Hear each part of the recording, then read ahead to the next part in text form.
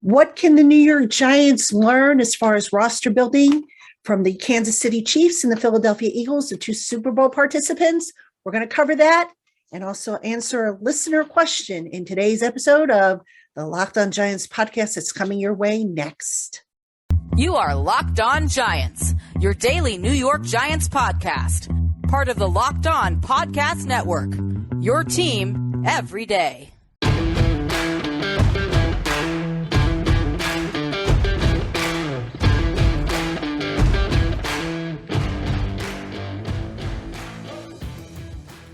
Today's episode of the Locked On Giants podcast is brought to you by LinkedIn Jobs. LinkedIn Jobs helps you find the candidates you want to talk to faster. Post your job for free at linkedin.com/LockedOnNFL. Hello, New York Giant fans, and welcome to a new edition of the Locked On Giants podcast, part of the Locked On podcast family, your team every day. My name is Patricia Traina. It is Thursday. We are counting down to the Super Bowl.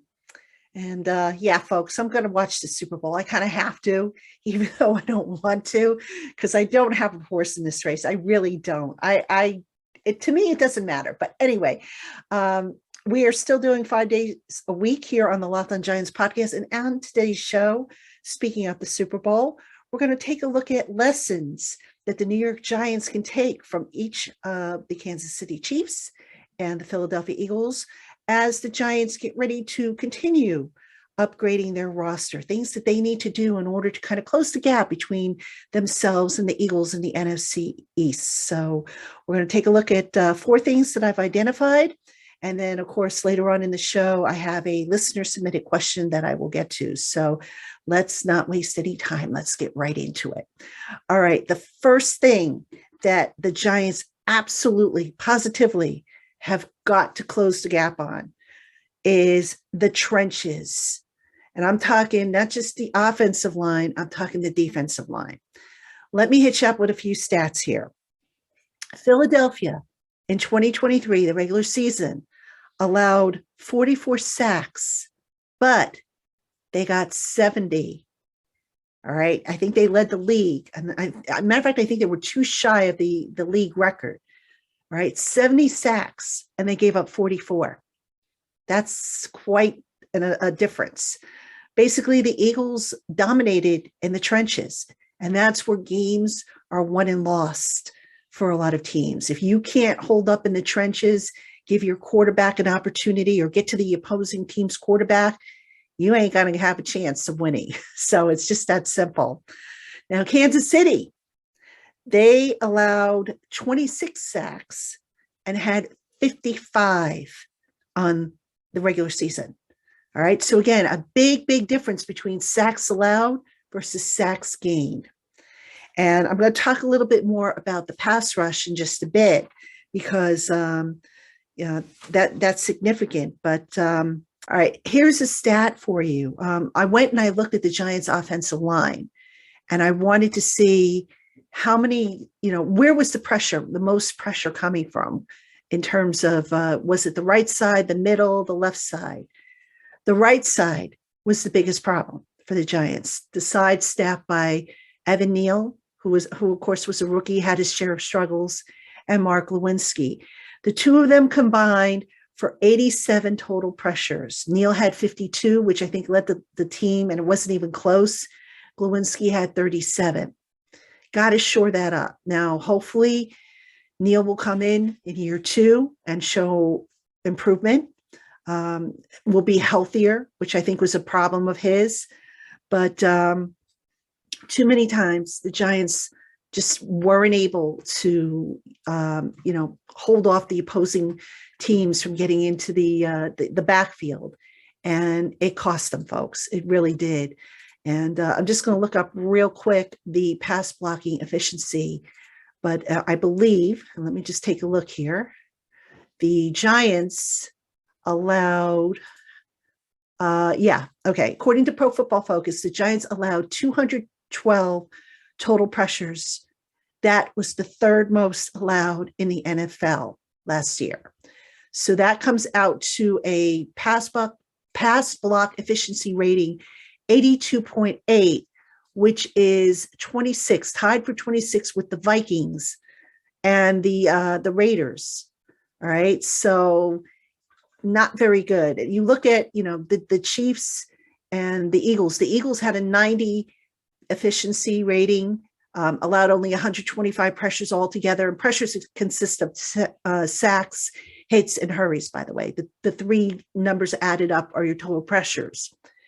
The Chiefs allowed 195, and they had a pass block efficiency rating of 87. So the Giants got to get better in the trenches, specifically on the offensive line. They made progress, but that project is just still not complete yet.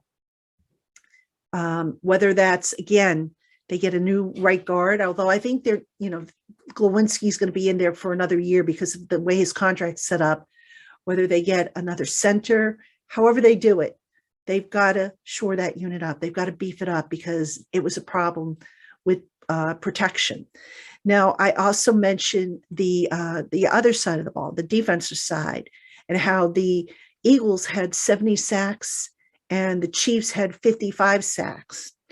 Well, not all that is necessarily, the defensive front, because last year the Giants played a lot of two-man defensive front, and then they had the edge rushers come down. So just let's take a look at the edge rushers for a second here, or actually the whole 9 yards here. The Kansas City Chiefs had two guys, Chris Jones, who had 15 and a half sacks, and George Karlaftis, who had 6. So those two guys combined for 21 and a half sacks. And then they had two other guys, Frank Clark and Michael Donna, each had 5 sacks apiece. Now, the Eagles had 4 guys, all right, count them, 4 guys with 11 plus sacks. That's outrageous. I mean, unbelievable. Hassan Reddick, Javon Hargrave, Josh Sweat, and Brandon Graham all had 11 plus sacks. And I think Reddick had 15 and a half. Keep that number in mind because I'm going to give you a stat in just a second about what the Giants did. But, you've heard me say it before. If a team is going to have a chance and be, a championship type of team, you got to have 3 solid pass rushers on your team. And the Giants just didn't have that in terms of production. They really didn't. I mean, and I go back, I always mention 2007, the Super Bowl team, when they had Strahan, Tuck, and Umanura. And then in 2011, they had Tuck, Umanura, and JPP. They haven't had that in so long. Now, I do think they have 2 solid pass rushers in Thibodeau and Ojulari, assuming that both can stay healthy. But can we say that they honestly have a 3rd solid pass rusher, a guy who's capable of generating 10 plus sacks? I'm not sure they do. Not right now at any rate. So let me give you some numbers here because I promised you these stats. The Giants had, let me see, their sack leader was Dexter Lawrence, one of their defensive linemen, 7.5 sacks. Now, remember I told you Hassan Reddick had something like 15 and a half sacks? Ojulari, Thibodeau, Jihad Ward, and O'Shane Zimenez, the Giants' edge rushers, combined for 14 and a half sacks. Okay? That speaks volumes. It really does. That, those guys, now I get it. There were some injuries involved. Ojulari was in the trainer's room a little bit more than he was on the field. Thibodeau was a rookie, started off injured and missed, a couple games before he was able to come on and the game started to slow down for him. Ward has never really been a high volume sack guy. And Zimenez, I'm really not sure what his future is with this team, to be honest with you. But the point is the Giants did not have a 3 deep edge rusher, pass rusher group. And if they want to close the gap with the Eagles and potentially the Chiefs, take that lesson and find yourself one. Now, I know they don't grow on trees. I know the answer is to draft if you can. You probably will not get one when you're drafted at 25 unless you get lucky. but got to find a way to get more pressure, because that was a big problem. And that's certainly a lesson that they can take from the Chiefs and from the Eagles. All right, coming up, I've got a couple more lessons that I think are important that the Giants can learn from the Chiefs and the Eagles. We'll get to those right after this. Hey, Giant fans, as a small business owner or hiring manager, you know that success in 2023 all depends on the team members you surround yourself with. That's why you have to check out LinkedIn Jobs. With LinkedIn Jobs, you can hire qualified candidates more efficiently by matching open roles with people who have the skills, values, and experience to help you achieve your goals. LinkedIn Jobs helps you quickly attract qualified candidates to your open jobs with targeting tools. They go beyond resume data by using insights from your job posts, company, and their 875 million member profiles to put your post in front of the most qualified candidates. Identify the most qualified candidates on LinkedIn Jobs and connect with them fast and for free. It's why small businesses rate LinkedIn Jobs #1 in delivering quality hires versus leading competitors. Post your job for free at linkedin.com/lockedonnfl. Again, that's linkedin.com/lockedonnfl to post your job for free. Terms and conditions apply. Thanks again for making the Locked On Giants podcast your first listen every day. Subscribe to the Locked On NFL podcast and get daily conversations on the biggest NFL stories, including in-depth analysis on the biggest games with NFL key predictions every Friday. And on Monday, local insiders cover the weekend games with game-to-game episodes. Locked On NFL, available on YouTube and wherever you get your podcasts. All right, Giant fans, welcome back to the Locked On Giants podcast. I am your host, Patricia Traina. Appreciate you tuning in. As always, the Super Bowl is about a couple days away, actually 4 days away. And on today's show, we're talking about lessons that the New York Giants can learn from the two participating Super Bowl teams, the Philadelphia Eagles and the Kansas City Chiefs. And I know, folks, who wants to learn anything from the Eagles? I get it. But look, let's give credit where it's due. That team is just loaded. They are stacked. They have built their roster the right way. And there are lessons to be learned, especially if the Giants want to close the gap this offseason with the Eagles. So let's talk about a couple more things. All right, playmakers. Now, quick quiz here. How many playmakers on the Giants do you honestly think have caused opposing defensive coordinators sleepless nights? Let's count them. Saquon Barkley? Yeah, we can probably make a case for him. Daniel Jones? Possibly. You could possibly make a case for him, given the fact that he's, ran all those RPOs and zone reads and was a threat with his legs and had to be accounted for. Who else? Oh, wait. Huh? Can't think of anybody else? That, ladies and gentlemen, is a big problem. All right, so let's take a look at the Eagles. Their leading rushers, like the Giants, very much so, were a running back and a quarterback. Miles Sanders and Jalen Hurts were their top two rushers. The Chiefs, their top two leading rushers, again, running back and a quarterback. Isaiah Pacheco, I think it's Pacheco, and Patrick Mahomes, right? That's their 1-2 punch.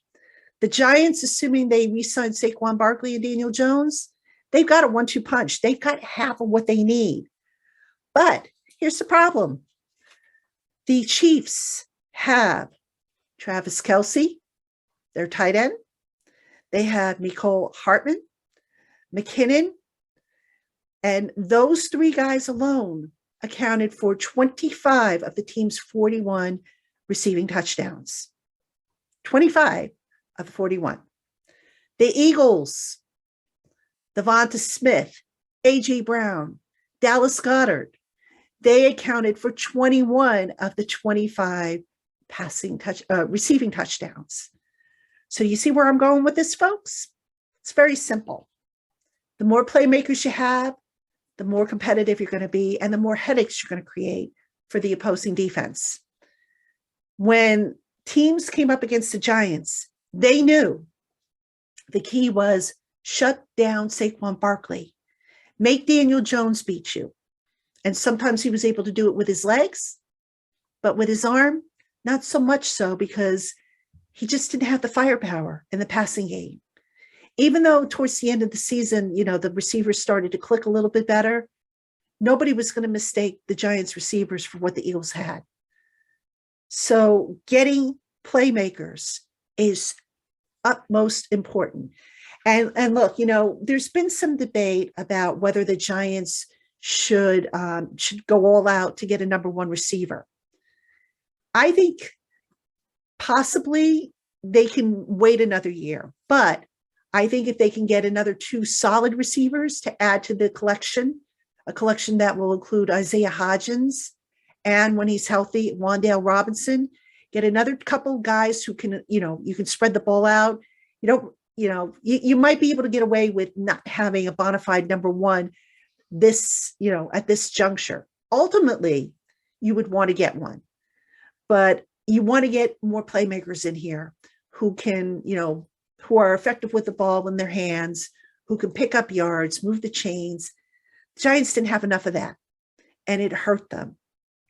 I mean, we saw it week in and week out with the passing yardage total, with the total yards, just not enough firepower. And there's no question they need to add more. Another thing I would like to see, especially if Saquon Barkley comes back, get a second running back to help take some of the load off of him. Because to me, you can't just load it all up on Saquon Barkley's shoulders. You're going to wear the guy out. And especially if you're going to re-sign him for, an estimated 12.5 to 13 million, which is what I think he's going to get from the Giants, probably no more than that. Get another running back and split the load. Does it all have to be on Saquon? No, I don't think it does. Last year, a lot of it was on him. So when the team kind of knows who your one guy is that you have to defend, makes it harder. When you give a defense a pick your poison type of scenario, good luck. Good luck, defense, because chances are you're not going to figure it out so quickly. And it gives the coaches more flexibility, obviously, in terms of what plays they can call and who they can feature in the offensive game plan for that particular week. All right, a couple more things that the Giants can learn from the Chiefs and the Eagles. Cornerbacks. Yes, folks, the Giants need solid cornerbacks. All right, so let's look at some numbers. The Eagles, James Bradberry, former Giant, by the way, and Darius Slay combined for looks like 31 pass breakups. Bradberry had 17, Slay had 14. All right. The Chiefs, they have L'Jarius Sneed, who had 11 pass breakups. Juan Thornhill had 9. Willie Gay and Carlos Dunlap had 8 apiece. That's a lot of pass breakups. The Giants, their pass breakup leader, Fabian Moreau, who basically came on for an injured Aaron Robinson. Fabian Moreau had 10. That was their leader. All right.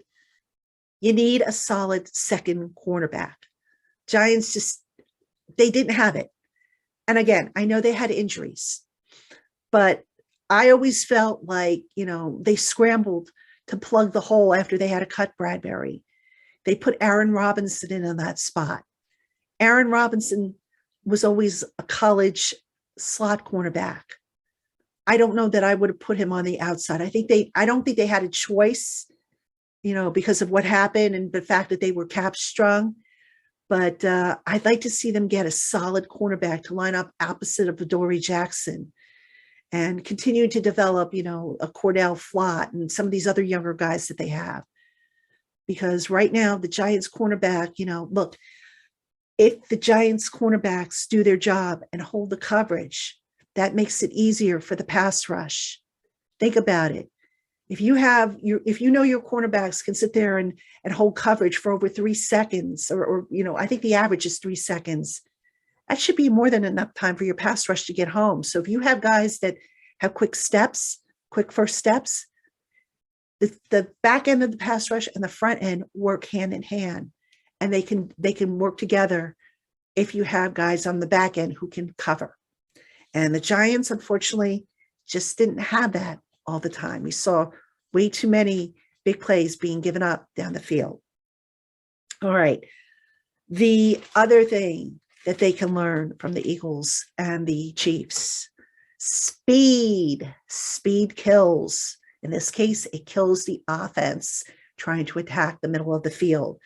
How many times, ladies and gentlemen, did we see the middle of the field so wide open because the linebackers couldn't get there? How many times did we have to see scenarios where the safeties had to come up and provide help underneath, as opposed to maybe leaving the cornerbacks or giving the cornerbacks help, deep help down the field? The answer is too many, because the Giants just didn't have speed. I mean, think about this for a minute. The Giants had what? Tay Crowder. They had Micah McFadden. They had Jalen Smith and Gerard Davis play inside linebacker for them at different points in the year. Not because guys got injured, but because they were looking for the right combination to stop the bleeding over the middle, which they never did find. So getting an inside linebacker with speed should be a top priority for this team, maybe even more so than getting a wide receiver, because a good linebacker will also help with the run fits, which was another problem by the Giants. The running defense was terrible this year because the linebackers weren't coming up and filling the holes the way they needed to. So to me, linebacker probably is a little bit more of a need than receiver. Not by much, but a little bit more. All right, so let me give you some numbers here just to go back to, the comparisons. The Giants allowed 5.23 yards per rushing play, 31st in the NFL. They allowed 6.40 yards per passing play, 13th in the NFL. The Chiefs, 4.35 yards per running play, which was 15th, and 6.07 yards per passing play, 6th. The Eagles, they allowed 4.64 yards per run, which was 24th. All right, that was kind of their Achilles heel, but still better than what the Giants allowed. And only 5.50 yards per passing play, first in the NFL. All right, so a huge gap there that needs to be covered. And it all comes down to speed. Can the Giants get speed on defense? And I have no idea, as I sit here, what the priorities are for General Manager Joe Schoen. If he made his to-do list and said, okay, I got to do linebacker, then receiver, then tight end, or whatever order he's going to go in. I don't know that he even has an order. But these are some of the lessons that the Giants can take away from the two Super Bowl competing teams if they want to get closer to being that team that opponents are going to fear and have to worry about. So we will see what the offseason brings. We will get an opportunity to watch the Chiefs and Eagles this Sunday, and you will be amazed because, if you've been watching the playoffs, they are really, really good teams. All right. And I know I sit there and I say, gosh, one day I know the Giants are going to be that good, but they're just not there yet. Joe Schoen will get them there, though. I'm confident of that. All right. Coming up next, I've got a listener mailbag question. Don't go anywhere. Hey, Giant fans, we're really excited about our new sports betting partner, FanDuel, America's #1 sports book. FanDuel has so many great features that make betting on sports fun and easy. You can bet on everything from the money line to point spreads to who will score a touchdown. The FanDuel Sportsbook app is safe, secure, and super easy to use. Best of all, you can get paid your winnings instantly. Download the FanDuel app now so that you can bet on Super Bowl 57 with a no-sweat first bet. You'll get up to $3,000 back in bonus bets if your first bet doesn't win. Join FanDuel today at FanDuel.com/lockedon to claim your no-sweat first bet on Super Bowl 57. Again, that's FanDuel.com/lockedon. Make every moment more with FanDuel, the official sportsbook partner of the NFL. All right, Giant fans, welcome back to the Locked On Giants podcast. I'm your host, Patricia Traina. Thank you so much for tuning in to watch the show. Or if you are listening to us on our audio platforms, thank you for listening to the Locked On Giants podcast. It is appreciated.